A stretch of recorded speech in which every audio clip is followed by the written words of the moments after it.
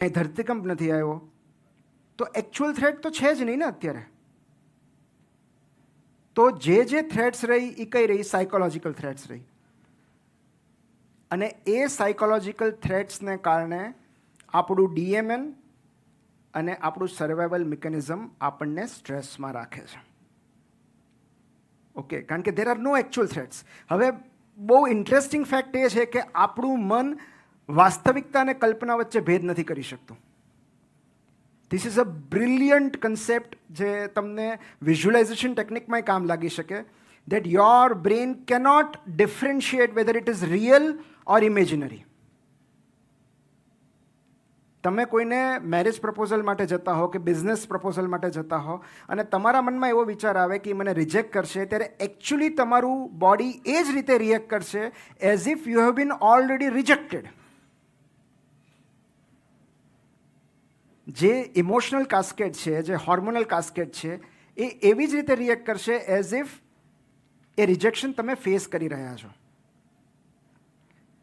તો જ્યારે તમે એ વિચાર કરો છો ત્યારે તમારું બોડી કહી નથી શકતું કે આ હકીકત છે કે આ તમારી કલ્પના છે.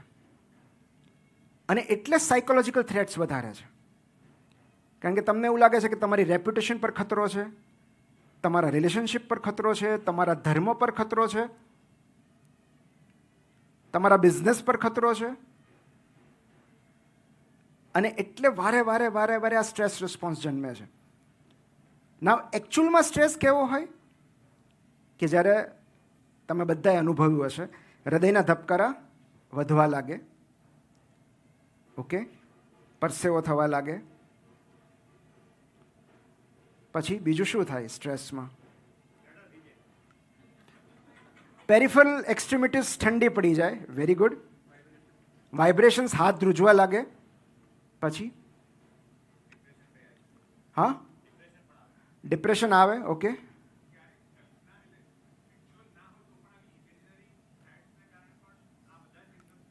થાય, બિલકુલ બિલકુલ બિલકુલ થાય.